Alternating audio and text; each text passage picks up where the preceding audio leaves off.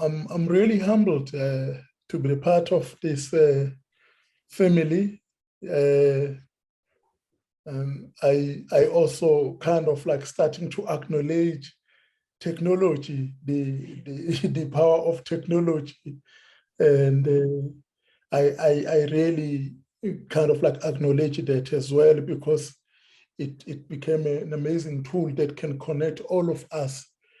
Though I always say telepathy as well, and we've got more power to connect. We're even outside or putting away technology, we can still connect spiritually as the people. I'm truly humbled that I'm a part of this family today. Thank you so much. Okay. So I think we're going to start with, I mean, a few of you have read Black Lion and are familiar with the way that Sicelo acquired this kind of wilderness name of Black Lion. But we thought we would just invite him to take us all through that experience as he experienced it. And then, use that moment in his life, that encounter, to talk through some of the issues around connecting with animals. So Sicelo, can I ask you to take us on that amazing journey when you first encountered that lion? Yes,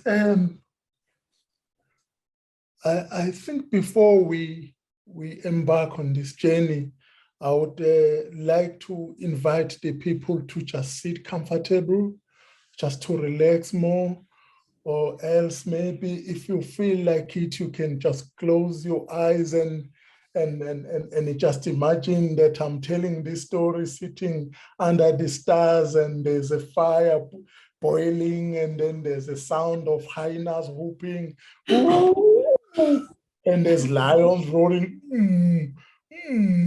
And we're sitting under these stars and African stars, and we just sitting telling these stories. This is what our men ancestors have been doing for years. So you can just sit comfortable, and if you feel like you want to close your eyes, you can close the eyes. You can just kind of like walk with me on this journey. The name Black Lion came from the scenario where I was on trail with the group. It was mid-June, but in South Africa, in Zululand, we don't get that, we don't get snow. So we were camping along the river, a group of 8 people, camping along the river early morning, and there was this beautiful fog above the water, and then birds, sisticolas were calling, and African fish eaters were calling. And there's this beautiful sunrise that was emerging from the eastern part of our camp. And I was sitting there planning and preparing the journey to go in, to walk along the river. So early morning, we started walking along this river called Umkhiwane River. And I'm walking in front, and the sun was slowly emerging behind the ridge. And we walk along and we walk along, and we could tell the impalas barking and the zebras yelling, woo, woo, woo, woo, woo, woo, woo. And they just galloping along, looking at us, and the male zebra running behind. And we all look at that, observing and taking it all. So as we continue walking, we started hearing baboons barking, bah, bah. And I looked, and they were all on top of the tree. And I looked again, and the mist and the fog rising up, and I could see a dark patch lying on the riverbed.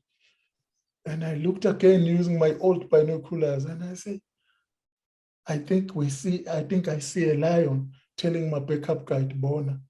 But don't tell the people, because it may happen that it may be a tree stump. So we looked again. The mist is up, So we can now see clearly, oh, it's a lion. Oh, it looks so beautiful and big. So we continue walking towards this lion. And we stopped like 50 meters from him, still fast asleep.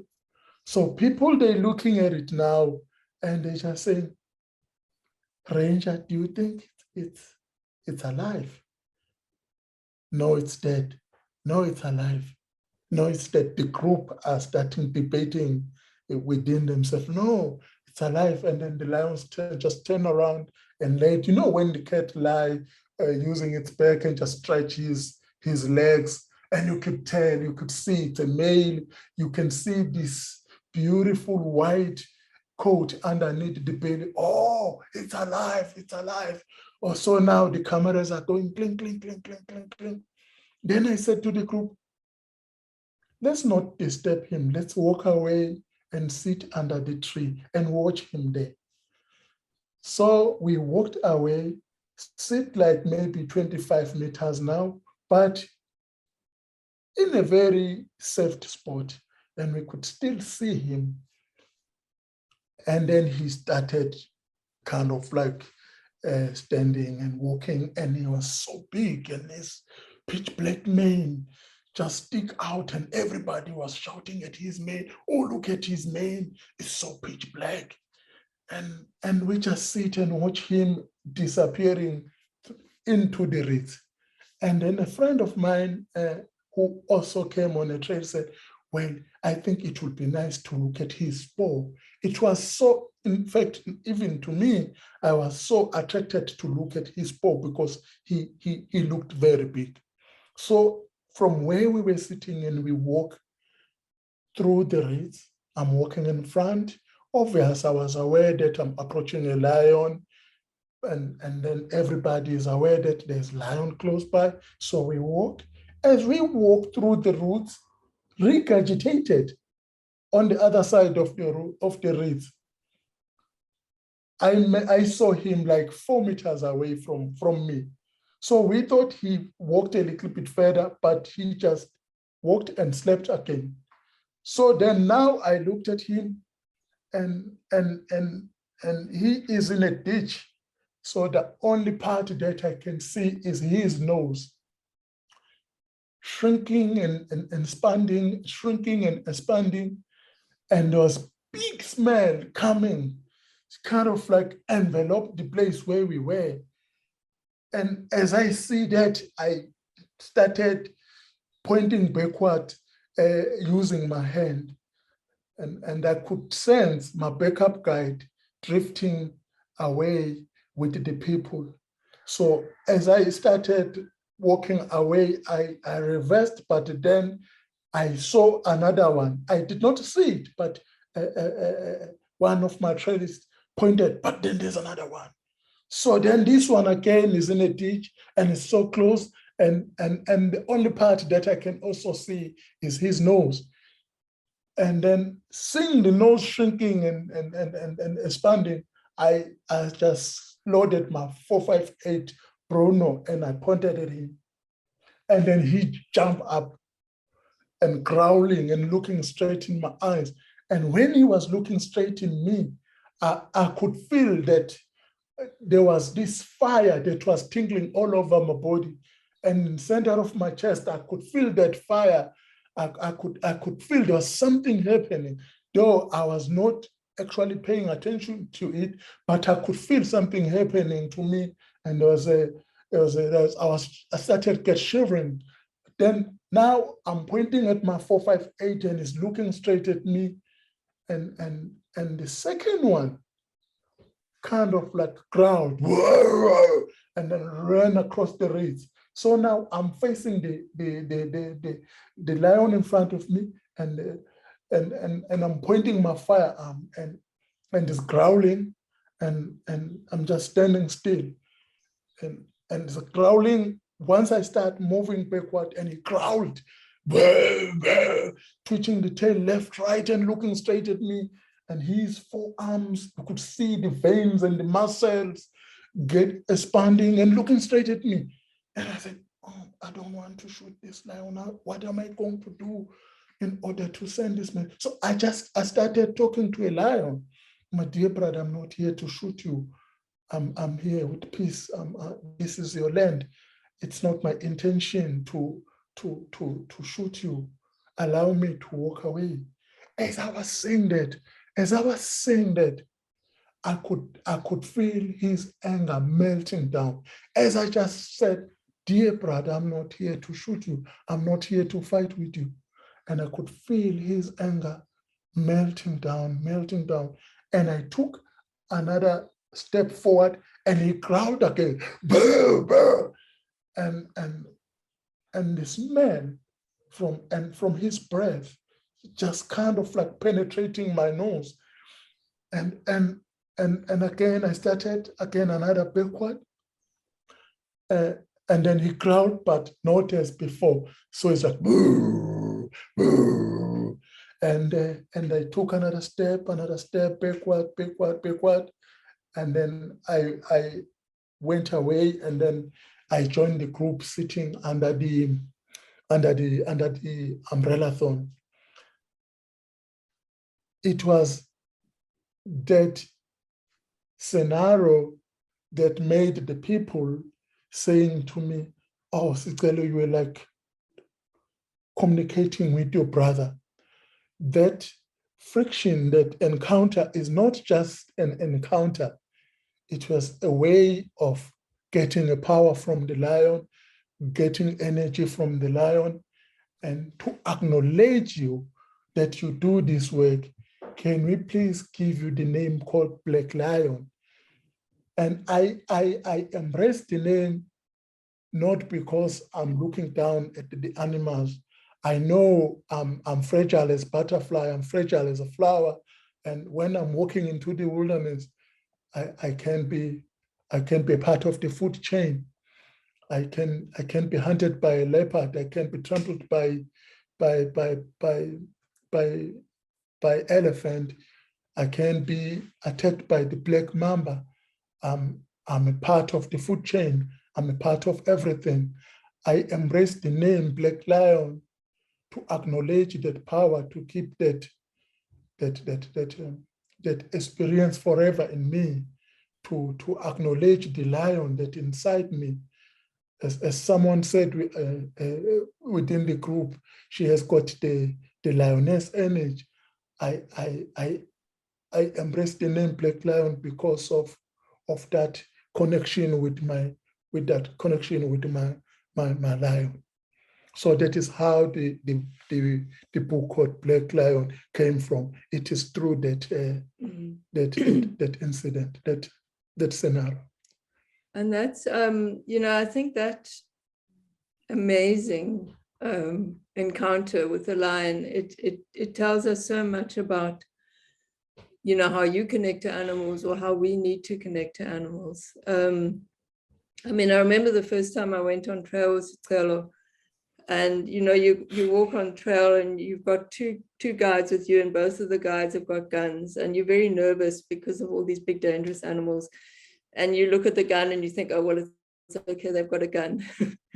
But what I've learned with Sicelo is it's not the gun that keeps you safe. As you said, you don't want to use it. What do you think kept you safe in that situation? It's walking with peace and be able to connect with nature, not with only the wild animals, but with everything surrounding us, and be able to spread that peace energy, that peaceful energy, and envelop that peaceful energy, the group, and everything. Peace is powerful more than firearms. I don't understand why people are not getting this. Peace can produce love, but firearm can produce confusion and anger and animosity. So when I walk into nature, I walk and I'm armed with peace.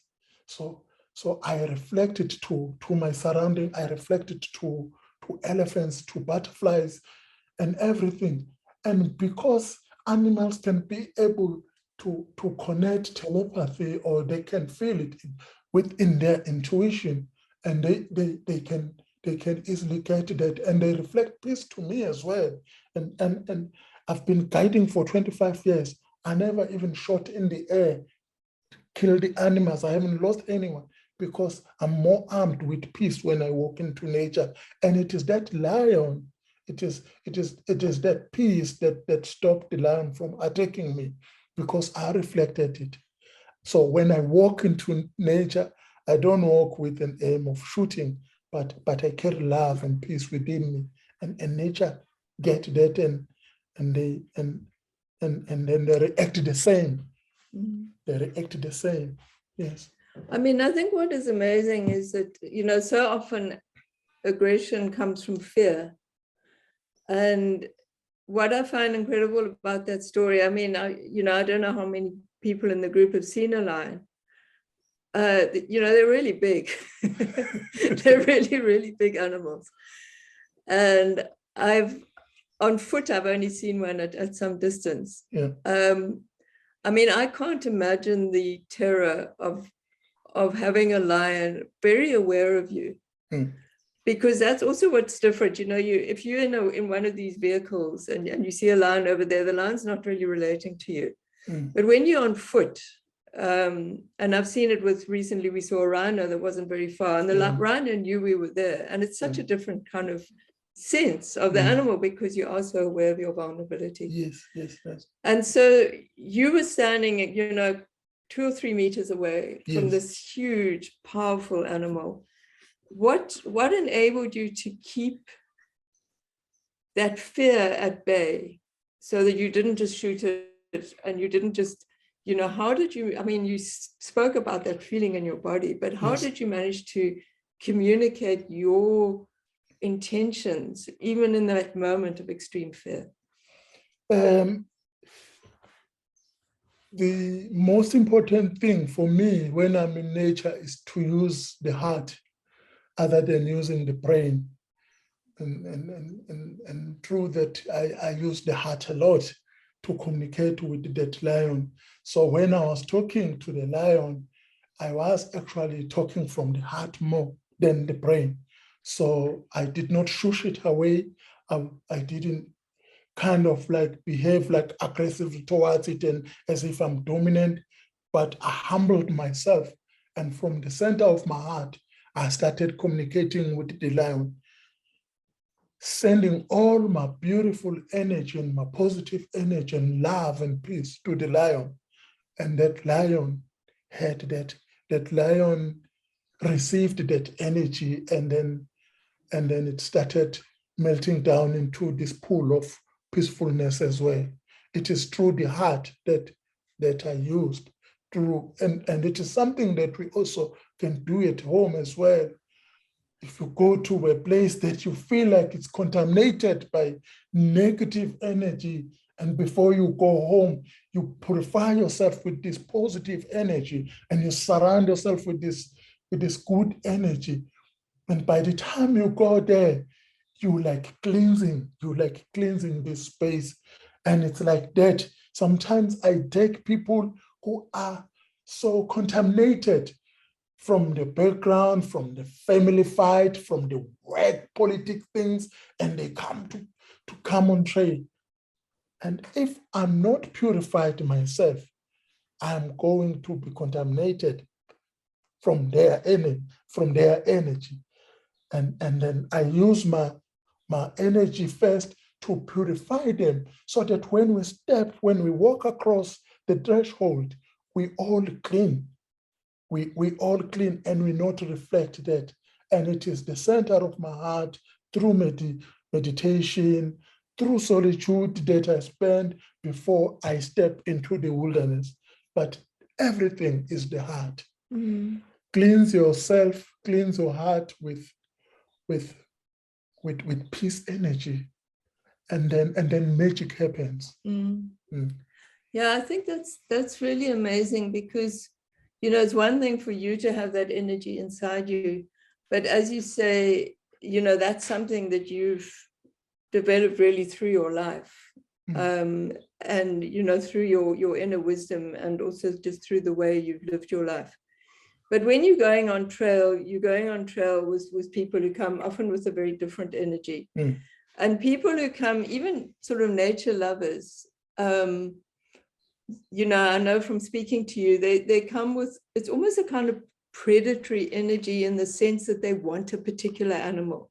They come to you and they say, no, we want to see a lion, or we want to see a buffalo, or, you know, can you track the lion for us? Can you track the buffalo and make sure we see this? And that's actually, I mean, then the intention is not to kill that animal, but they are walking in the wilderness with a kind of predatory intention, because they're hunting something down. Do you feel that communicates itself to animals? And also, how do you shift that energy in the trail so that they come with a different mindset?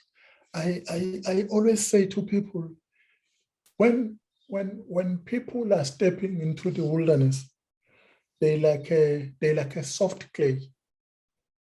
So you can actually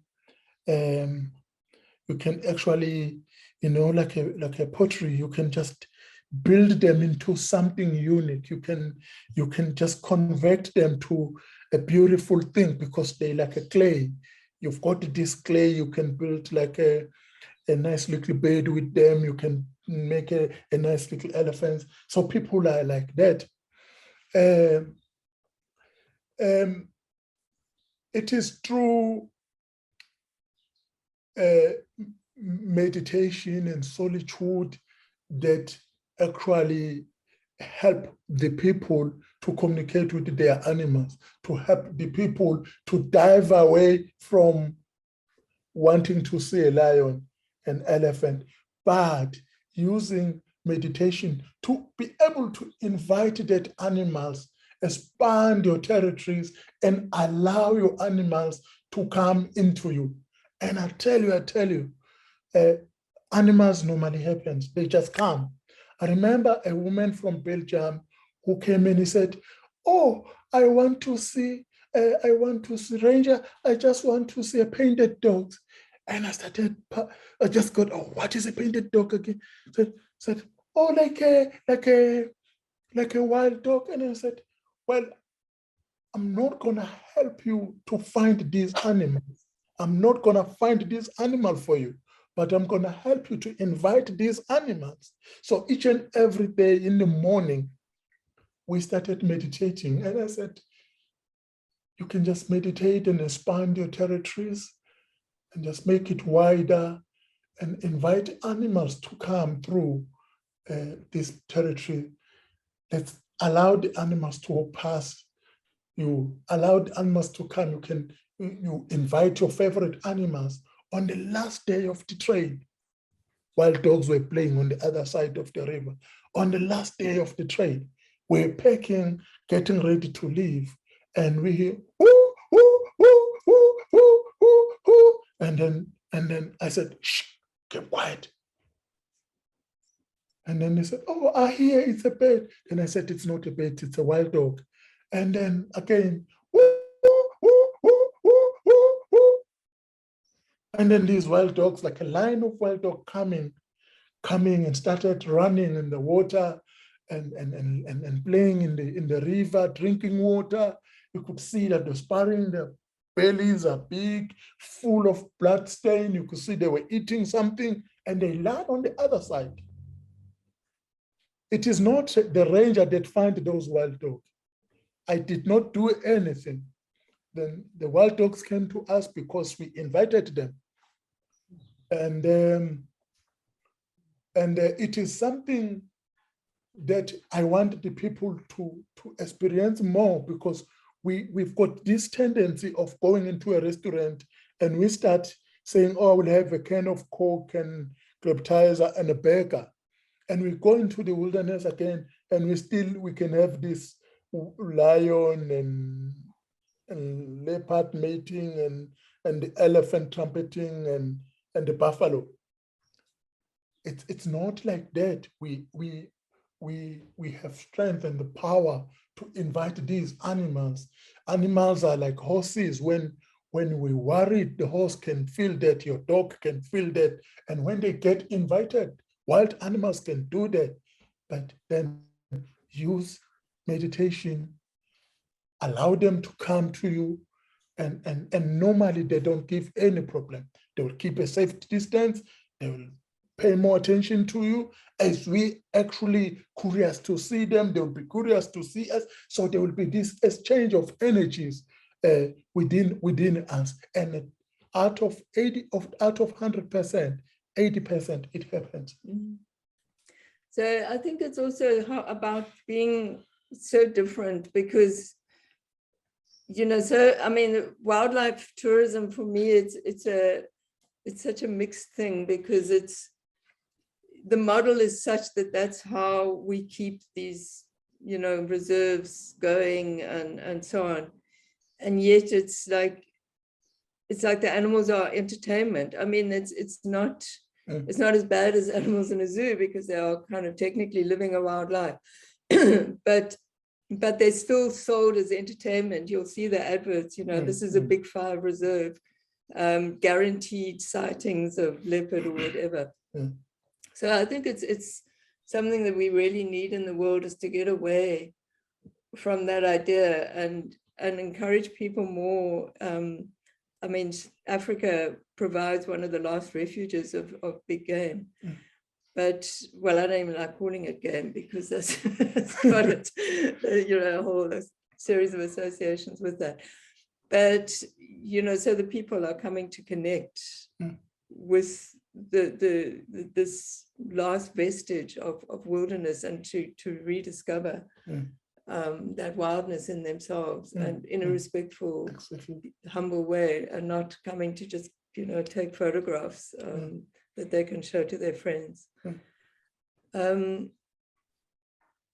I think, you know, what we've been talking about a lot, I think underlying it is your incredibly deep connection with animals. And there's that, you know, we rely a lot on our sort of external senses of, you know, sight, what we can see, what we can hear, what we can smell or touch. But there are, I feel we don't, you know, it's such a misnomer to say we have 5 senses. We have so many more than 5 senses. And we have an internal sense, which is called intuition, or it's called different things. But what is your experience been of intuition in the wilderness? How has that kept you safe at certain points?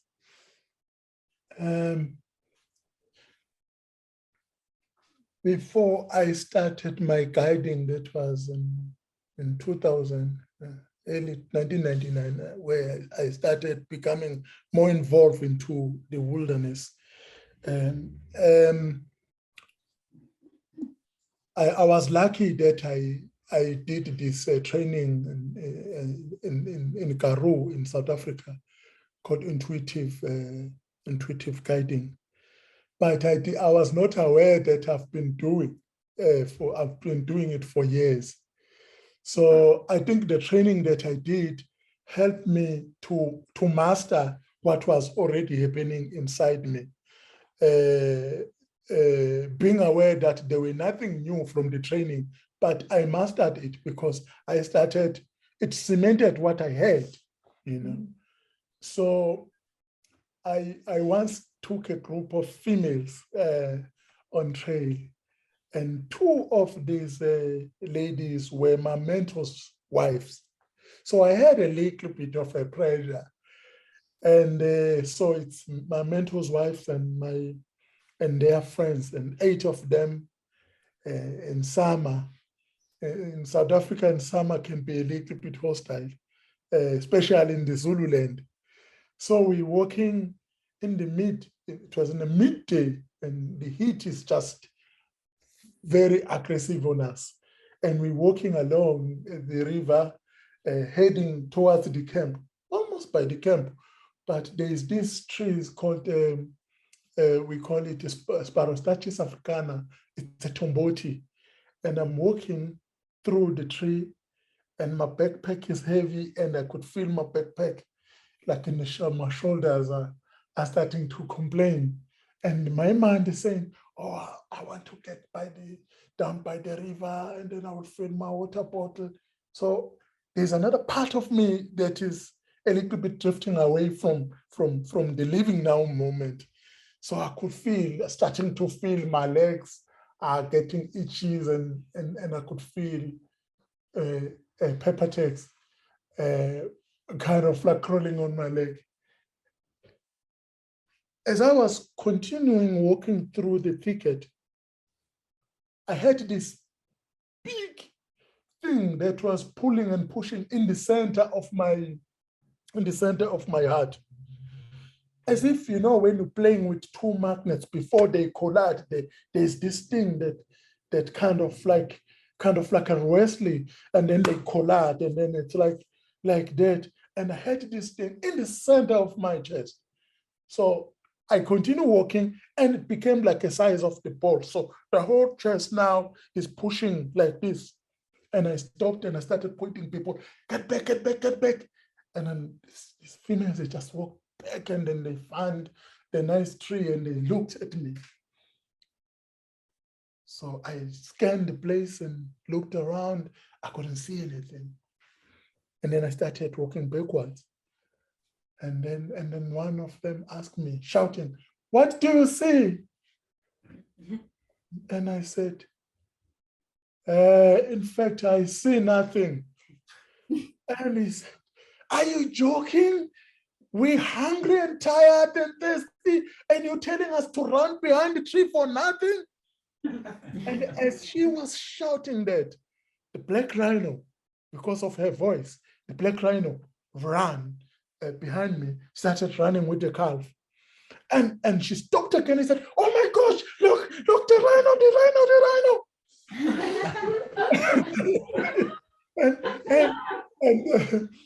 And he said, "How did you know it's there? Tell us, Sicelo, how did you know it's there?" And I said, I didn't know it's there. For me, it was difficult to say. I felt this pushing and the ball in the center of my chest, and it's pushing and pulling and all those things. Because it's sometimes an alien language to other people. So when we sat down and she said to me, "I think you are much better than Ian. Ian is my mentor, and she was married to me. I think you're better than Ian." and it is this kind of intuition, and listening to this energy and listening to this intuition has helped us, has saved our life, but also it has saved the life of the black rhino. It has saved the life of the young black rhino. And from that moment, I started mastering it through meditation. And even when I'm walking alone, I would feel more, is it safe to cross the river? I would not think it's safe, but I would feel it's safe. It is because I believe in that intuition, I believe in that energy. And again, I enveloped more with it when I'm walking into nature, because animals are using it. It's like when you go for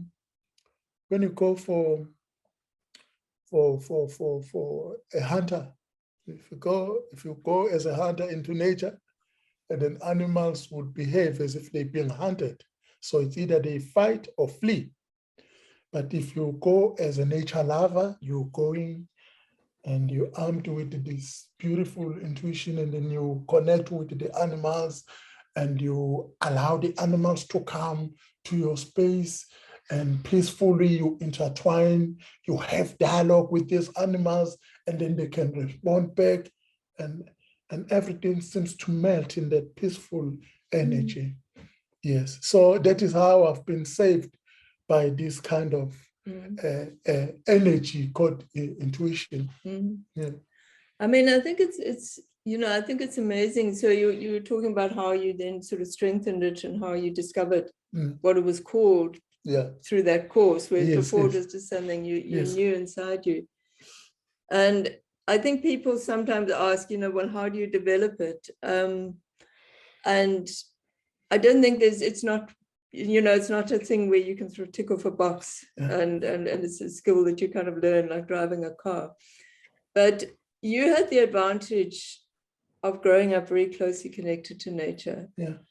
And from a young age, I mean, you were part of a community that it was a rural community. It had, very few sort of modern conveniences, as it were. Yeah. So the whole community, grew up sort of quite closely connected to the natural surroundings.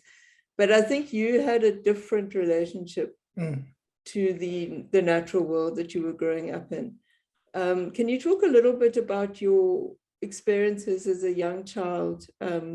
I know there was an instance where you were defending a tree. Perhaps you can tell us a little bit about that. You were only about 6 years old at that time. Yes. Just before I talk about the tree, I remember, I still vividly remember, even today, I used to walk, I took Bridget on that copy. It's like a rock. And I used to walk, and by the sunset, then I would walk and stand on the rock and look at the sunset, and then the cows and the calf bellowing and the goats bleating, and I would sit and watch the sunset being enveloped by the hills.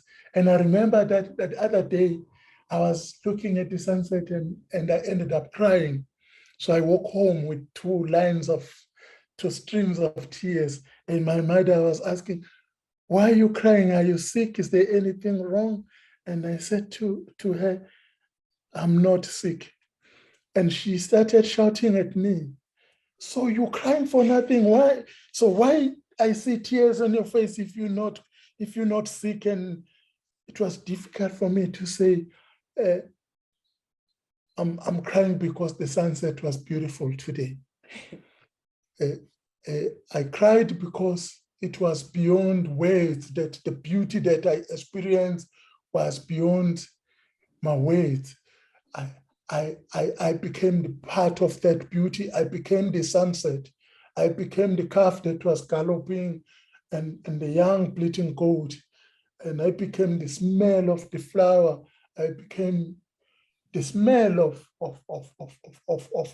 of everything, and then I became the wind at that moment. And I'm like 6 years old.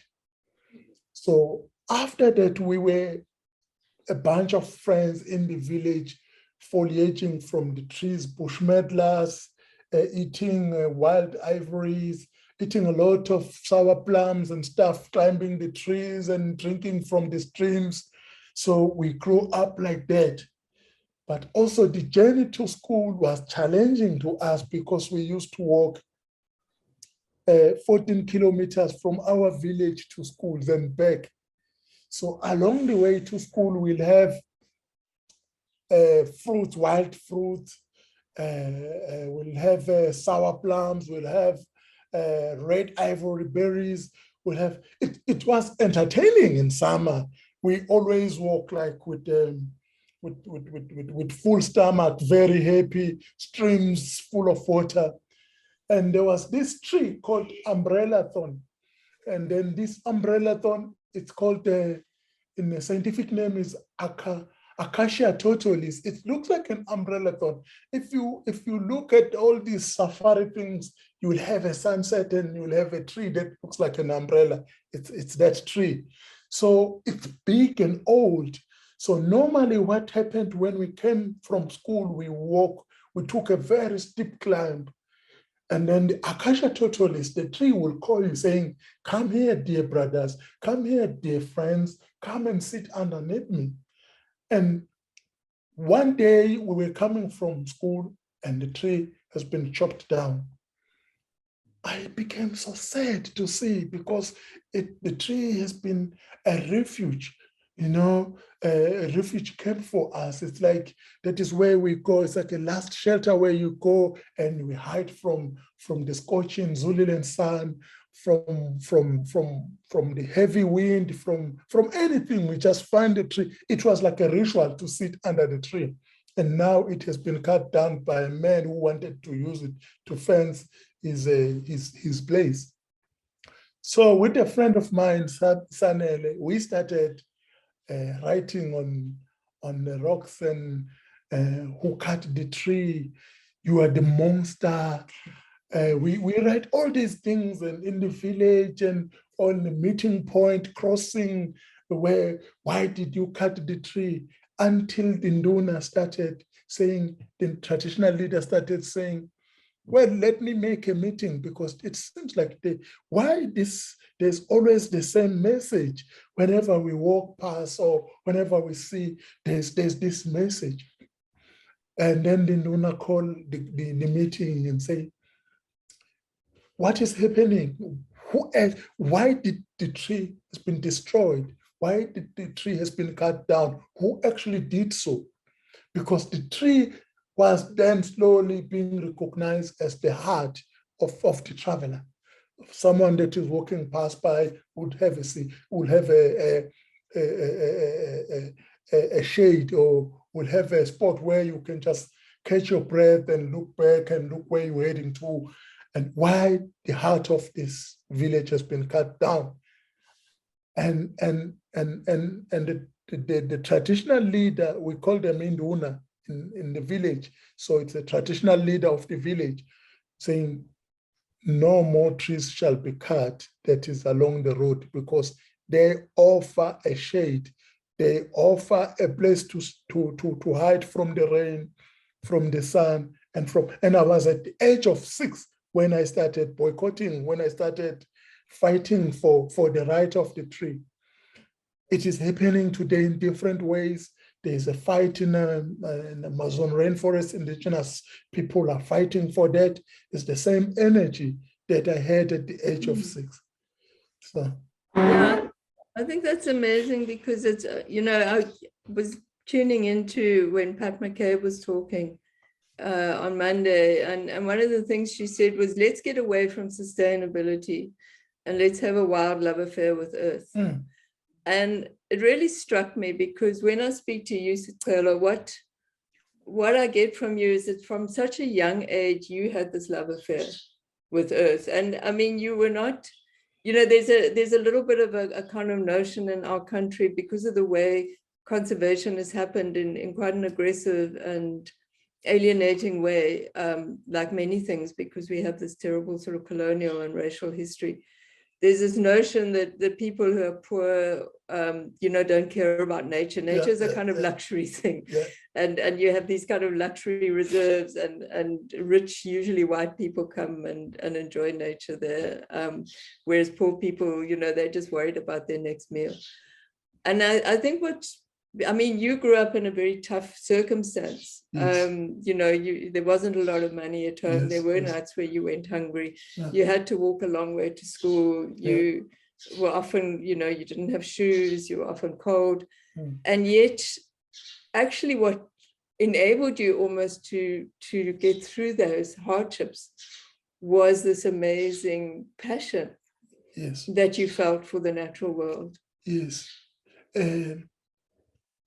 Because on my journey to school, trees were feeding me. They were producing fruit. And that's what actually enables me to continue with the journey to school. The streams were nourishing me with water to school. I did not get money to buy like a lunch at school. So during the school break, I would go and foliage from the wild, from the bush, eating the wild fruits, and then go back to the classroom. So how can you actually destroy something that is feeding you? How can I destroy my mother that is nourishing my stomach and also my soul? So I considered it as a mother, and in a way that I would know that this tree normally produce the fruits during early season, or this one producing the fruits with the rest of the, oh, this one is the late one. So then I can work out, oh, okay, now we run out of fruit from this sour plum, but I know like a kilometer away from here, there's a sour plum that is still producing fruit. So you communicate with these things. And so nature becomes your mother. It feeds your, it feeds your stomach, and it gives you strength to continue with the journey to school. And I felt like a deep feeling of protecting it, a deep feeling of protecting the river and the trees and everything that is surrounding it, because we mostly, as children at that time, we mostly rely on trees to have some food along the road. But sometimes, even when you were hungry, I remember you telling me how you, you know, that sometimes the children would catch fish to eat. Yeah. You know, they would make a little fire and fry them, and Yeah. you fought with them because the fish was so beautiful. Exactly.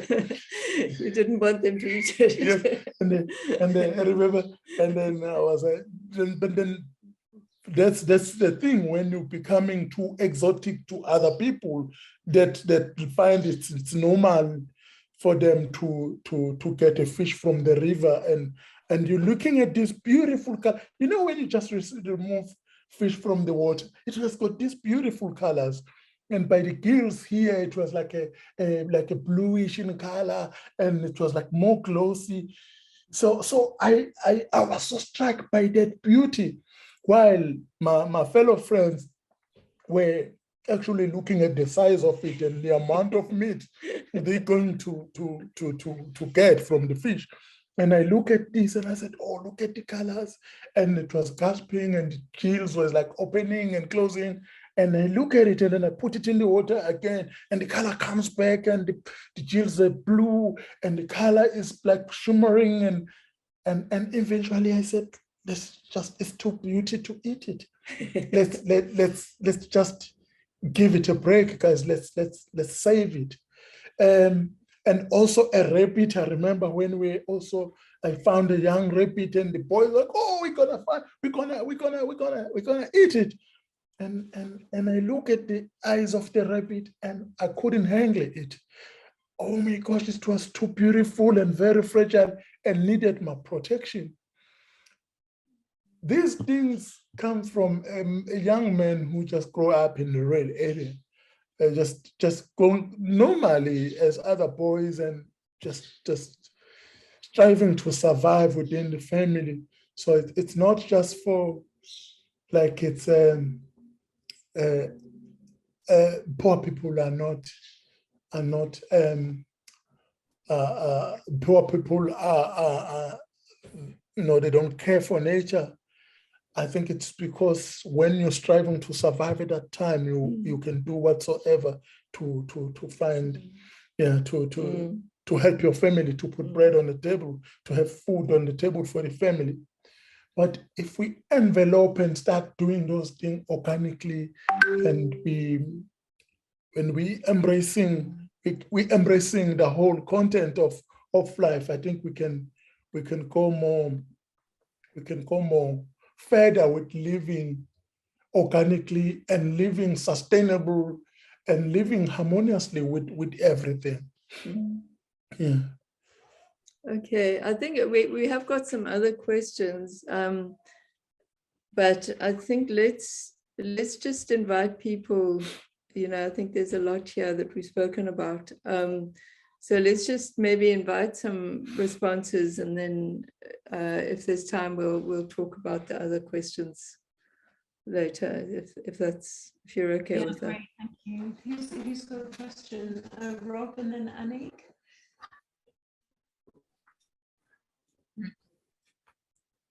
This is the laptop. Yeah, look at that. Hi, Bridget, it's Sicelo. Sicelo, I was reading your book about, you talk about your ancestors and that. Could you talk about how important your ancestors is for your relationship to the land and the animals, how they help you? Yes. Is it a question? Yes. Oh. Can you talk about your how their ancestors help your connection to nature and to the land?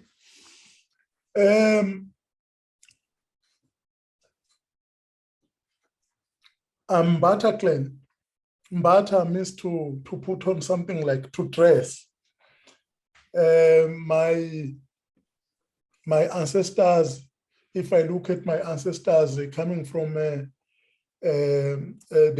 was a guy called Sonchikazi who used to wear a hide of a buffalo, was a traditional healer. So this guy used to put the whole hide of a buffalo on his shoulder. And when I was writing a book, I did not know that I'm connected to a buffalo. I only knew that I'm connected to the mountain because when my ancestors were fighting, when my clan was fighting with another clan, we got defeated, and then we climbed the mountain, and then we waved our white shield, and from below it looked as if we're surrendering from our enemies. It is through the connection of the hide of the buffalo that was dressed on by my ancestor Sonchikazi that started painting an image in my heart that I'm connected to buffalo, looking through my experiences with the buffalo that I have came across before. Remembering the story where I was working with the University of Cornell University, putting these buffaloes in a boma and helping with these buffaloes with food and water while we actually testing them for tuberculosis. And those buffaloes that were not affected by tuberculosis were released. And I remember walking in the bush, and I was looking at these buffaloes, and these buffaloes started running towards me. And at the back of their buttock, I would see the branding because we branded them so that they can be easily distinguished that they've been through the boma for the research. And realizing that my ancestors had this deeper connection with the buffalo, and going through that in early 2006 as a young man, going through that connection and me feeding these buffaloes, giving them water, giving them food, giving them hope that once everything has been done with them, they will be released because they are not tuberculosis carriers. So brought me in a closer connection with the animal today, a closer connection with myself, with the buffalo that lives in me, with the buffaloes that connected with my ancestors. They become a mirror of my ancestors, and I became the mirror of that hide that was dressed by my ancestor spirit. And I still use that connection today. When I see the buffaloes today, I call them, hello, dear brothers. It is because I acknowledge that I acknowledge the connection. Hence, the hills and the mountains saved some of my ancestral members who were escaping from their enemies. I acknowledge the presence of the hills. I acknowledge it because it saved my ancestors. The reason why I'm here today is because that bloodline was saved by the hill. They escaped and they climbed the hill and started waving their white shield. And it looked like, we surrender, you much more stronger than us. So this is a sign of peace as we wave this white shield. And then I acknowledge it, and I still value the connection today with every landscape and the animals because of that. Thanks. Ngiyabonga. Thank you. Thank you.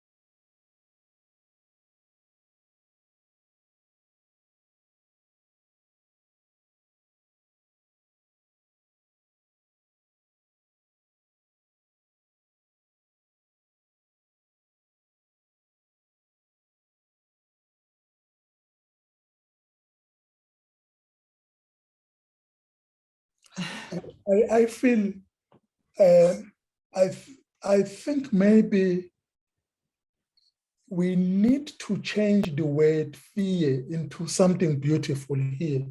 But before I answer that question, before I share this, I once lost a friend who was taken by the crocodile from school. And I had this big anger against the crocodile. I hated the school. I hated going to school, and I hated to cross the rivers until I found a crocodile eating the buffalo when I was a volunteer. We came out at a buffalo being eaten by the crocodile, still alive, and the buffalo was stuck in a pool of mud, and buffalo was helpless, alone. So, and then the crocodile were feeding themselves from this live buffalo. And with me on that journey, I had an amazing guy called Babu Tabete, and we're looking at this, and now I'm starting shaking because it reminded me of the story of my friend. And this guy said, and we looked, and the buffalo is bellowing, burr, burr, and then these crocodiles just grab the buffalo, and then they start turning around like this, and then you could feel as they grab the muscle, as they grab the body of the crocodile, you could feel the meat being pulled from the skin of the buffalo, and they're turning around, and the crows and everything is flying. It's like a tumult. It's like a battlefield. And we sit there, and I'm trembling and shaking, looking at this, thinking of my friend who got taken by the crocodile. And then the guy said to me, and eventually the crocodile started lying down, and you could feel that now it's just kind of like allowing himself that I'm gone and I must be taken, and then lay down and died, and his big heavy horns sinking slowly into the mud. And then the man said to me, now the crocodile is at peace. Now the buffalo is at peace. And there are so many people who have been captured by their past, and they are not actually making peace with their past, and they've been slave. They're living, but they are slave of their past. So be like a buffalo. Allow yourself to melt into a new journey. Now the buffalo is at peace. So I would invite you to have courage to deal more with your past, with your previous past of your friend, before you actually deal with this. Before you deal with the current problem of the dog, because it has been reflecting of your previous past. But make peace with it. like how I did it. It's just to confront straight, and I make peace with it. I allow the crocodiles that, well, I survived it. The crocodile was hungry when he killed my friend, and I survived that. It's like me when I jump on the tree and pull the fruit from the apple tree. Within these apple, the others survive, but one I can eat it. So make peace with that first. And when you approach this dog again, don't approach it with that fear. Just give more love, give more hug with the dog. Visualize yourself, imagine yourself playing with this dog along the forest, walking with this dog along the lake. Play with this dog spiritually before you even encounter it, before you even touch the dog, but play yourself with the dog inside you. Have it inside you. Play with it, intertwine with it. Give it water to the dog. Nourish it with the food. Kind of like shake its eyes, brush it, play with this dog, put it inside yourself, and then approach the dog. I would tell something will be different. I'll tell you something will be different. I've been just on previous trail. I was walking with Bridget on a trail, and we were in the water, and another guy called, "Oh, the crocodile is there. Oh, do you guys see the crocodile over there?" And we're right in the water, and the water is like waist deep. So I said, well, it's not gonna come. It's not gonna come. Because I feel that the crocodile that actually took my friend is now a friend that is protecting me from these crocodiles. It is the same crocodile energy now that I carry when I cross the rivers that has become my protector. So then I said, well, it's fine, it's not gonna come. And then we finished crossing the river. And then the guy said, Sicelo, I'm telling you, this was hectic. But how do you know that it's not gonna come? It is because I have this crocodile that is now helping me to defend myself from the other crocodiles. Why? Because this crocodile is now my friend. I talk to this crocodile, I intertwine with this crocodile, and I make friend with this crocodile. So you cannot actually move forward before you make friendship with your past. So I think it's better that way. Don't be too harsh to yourself, but just play with your past more. We have this kind of thing of, no, I don't want to talk about it. No, I don't want to talk about it. And you shush problems away, and they keep on tracking you as you grow along, tracking you. But if you make friendship and then you put it in the room, it's always there, but you acknowledge the other part of the room. I think it will help. From my experience with the crocodile, it helped me from that same trauma that you're going through, but it will help you. Yeah. I tell you, I did not go to any psychologist when a friend of mine was taken by a crocodile.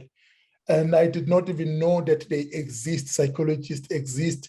I did not go to any, and it is just true that having a conversation with the crocodile, with the same crocodile, and through listening to the words of an old man that I was with saying, make peace with yourself. And by doing that, I invited these crocodiles to become my friend in a way that when I walk across, they become my protector. They defend me from the crocodiles. And I never had any problem since then. Thank you. Also, what's interesting with this story is, you know, what we were talking about, energy, and I can imagine in that situation where, you know, you've had this deep trauma and where someone you trusted turned on you. I can imagine that the energy that must still live in your body, you know, and I'm sure that the dog was somehow aware of that. because animals are so amazingly aware of the energy that we carry, Exactly. more aware than we are sometimes. Yes, yes, yes. That's very true. Mm. Yeah, it's a talking about that same crocodile story. On a trail, my friend, I wake up so heavy, my heart was heavy, and it was hot, it was February. My Zululand is hot in February. So I had this group of boys from Cape Town, from the fancy school in Cape Town, and they asked me, "Oh, Big C, can we just jump into the water? We big swimmers." And I said, "You cannot get into this river because I don't know what is underneath the water." And Mamfolozi River is a little bit coffee color when it's full. They said, "No, we're good swimmers, we can." I said, "No way that you can get into the water." So I continued preparing for the walk, making sure my first aid kit is there, everything is there, lunch, everything. And the boys saying, "No, man, but Big C, listen, my brother, we can get into this water." Then I said, "No, the only way to get into the water is tie the bucket. I had a rope with me, and then you throw the bucket, and then you use it to shower." And then the poor boys, they tie a knot and the bucket on the handle of the bucket, and then he tie on his wrist and throw the bucket. Busy talking about rugby. "No, I think we got beaten by this school. No, we beat that school. No." And then the crocodile in the water grabbed the water bucket that was thrown into and started pulling. So then now I could see that the rope is getting tighter. So I jumped up and I started pulling the bucket. As I pull holding the rope, I could feel right here in my arms, right here, I could feel the tingling energy all around, the tingling energy. So I said, "Well, this bucket is not stuck under the reeds." So we started pulling, and under the tree, there was an old ranger sitting with a camera, taking a video of us and then what is underwater. And then eventually I heard him shouting, "Oh my God, I can't believe this.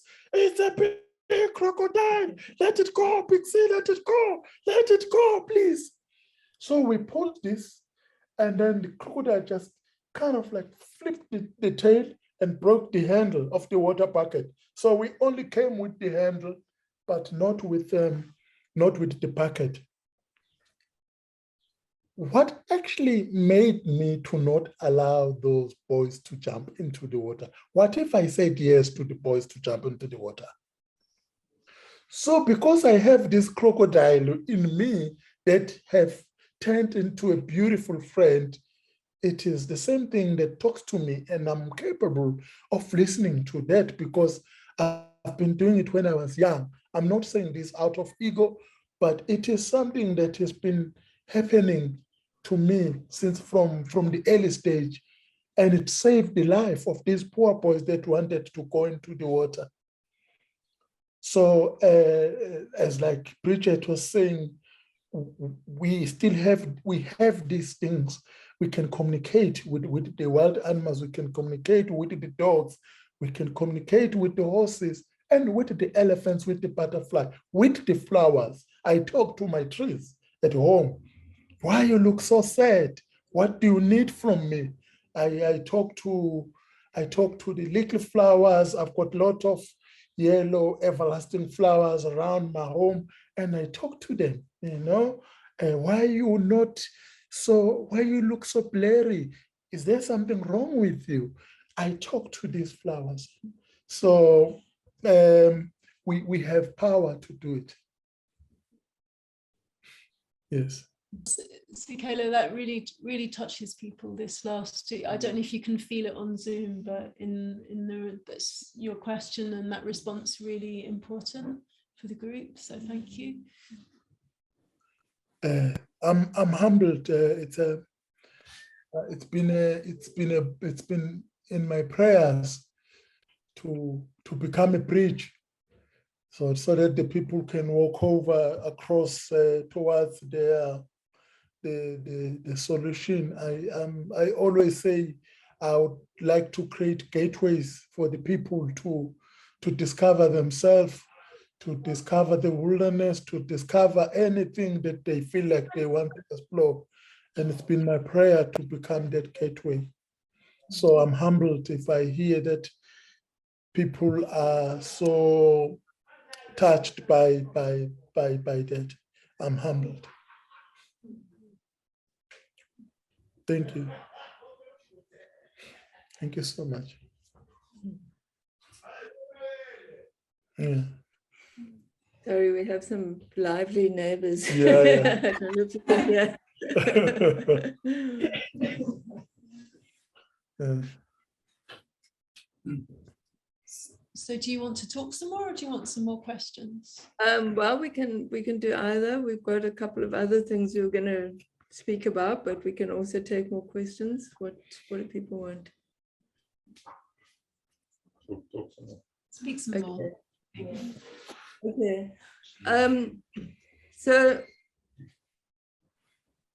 I think one of the things that we're all feeling at the moment, Sicelo, I mean, anyone who is at all sensitive to what's happening in the natural world, which of course, when I say that, I mean the natural world is our world.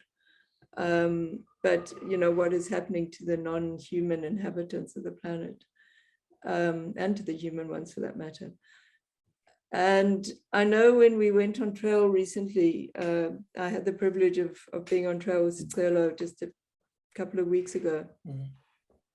And we saw quite a number of rhino, which you were very pleased about because, I mean, I'm sure you're all aware there that rhino poaching is a problem in South Africa, and it got really bad through COVID.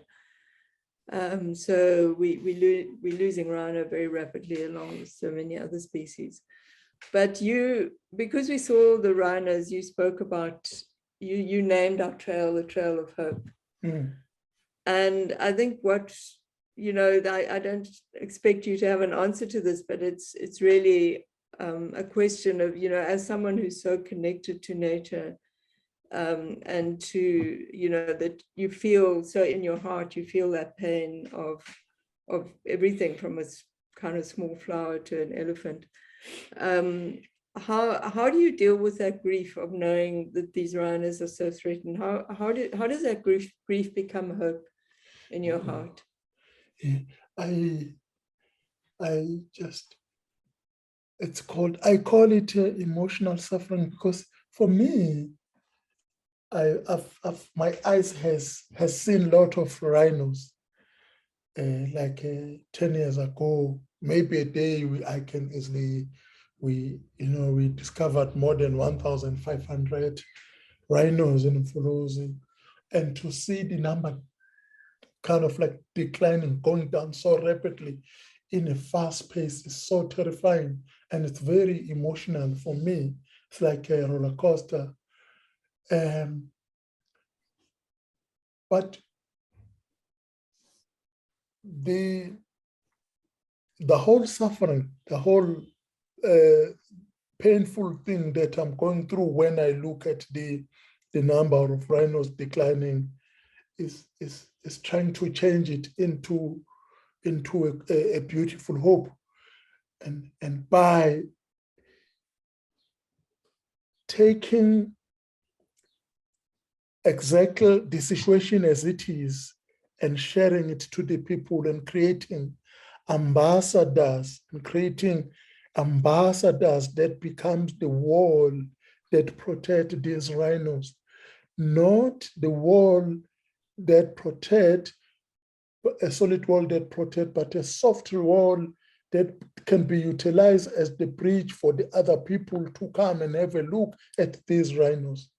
For instance, poaching has been indicated as if it is actually supported by the neighbor communities surrounding the park, because the neighbor communities have not been in the park before. They can't protect something that they can never lay their eyes on.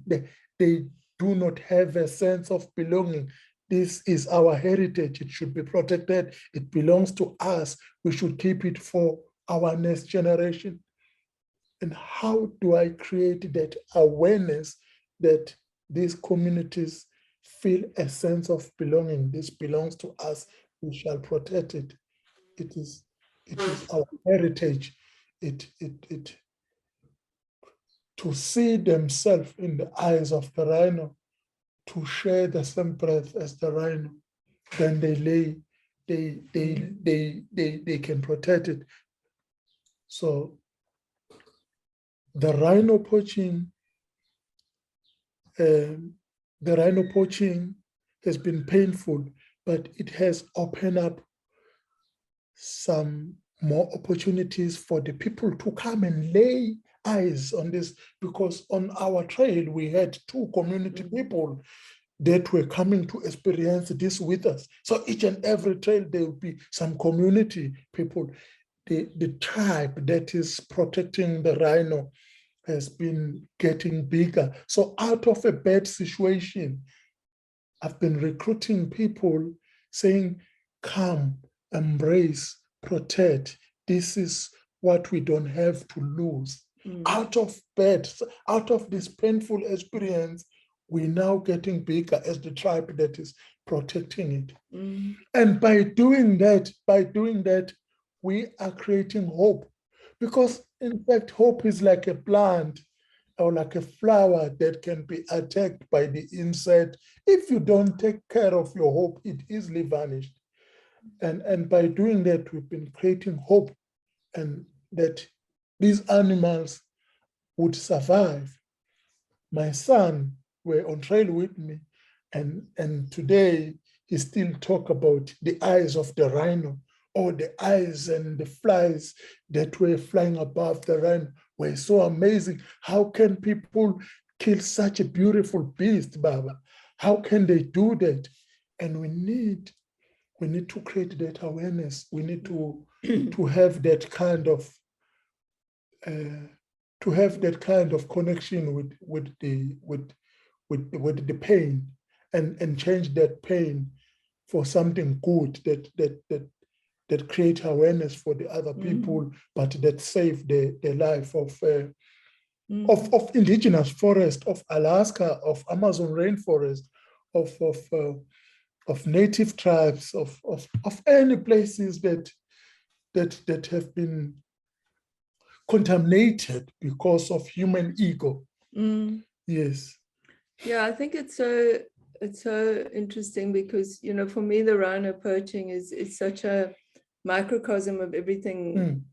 So much toxic history in South Africa, because, you know, of course, the first people to kill rhinos in Southern Africa were the English colonialists who came and hunted them almost to extinction for their horns. The indigenous people had never killed rhinos because they weren't enemies, and, you know, they kind of lived with them, alongside them. And that colonial history has developed this very transactional relationship with nature, where, you know, nature is seen as something that must pay for itself. It must generate income. And if it can't pay for itself, we don't look after it. So I think what you're saying is so amazing, because it goes back to love again. You know, Exactly. It really is that simple, that you know, the people who've been kept out of those reserves can't love the animals because they've been kept away because they're poor and they don't have the income and they don't have the access. So it's so important to enable them to rekindle that love affair, because that is what will make you protect something more than anything. You then become, it's amazing to be in the wilderness, because you then become touched by the dust and by the Milky Way and everything. It's not just only being touched by the animals. You can go into the wilderness and you see the whole big five, but you can be touched by the shooting star. Something that happens just for 3 seconds and it's gone. And that shooting star stays with you, and it becomes the doorway for you to come back into nature, to come back into the wilderness. And it's that love that a friend of mine is talking about, that it can be ignited by just a dust into your eyes, that, oh my gosh, the whirlwind and there's dust in my eyes. And you missed it so much that, oh, I want to go back and experience the same thing again. So it is that true love, it is that energy of love that can be ignited and can be utilized as a remedy for the painful scenario that we're going through as a person, as individuals. Yeah, I just want to just briefly refer to the, we've written up a couple of activities for you guys to try, and I think that's really what they're about. I mean, the one is about, lying against the earth and just feeling this, allowing this love to kind of blossom really in your connection. And the other one is about paying attention without your own intentions, how you can honor something with your deep attention, and which is also an act of love. And I think how you cultivate love is by coming at something unconditionally and not with an agenda and not with a kind of human desire to manipulate and to benefit something, but just to purely honor something for its existence. Whether it's an ant or an elephant, it's just to really experience the wonder of that creature. So that's what those exercises are about.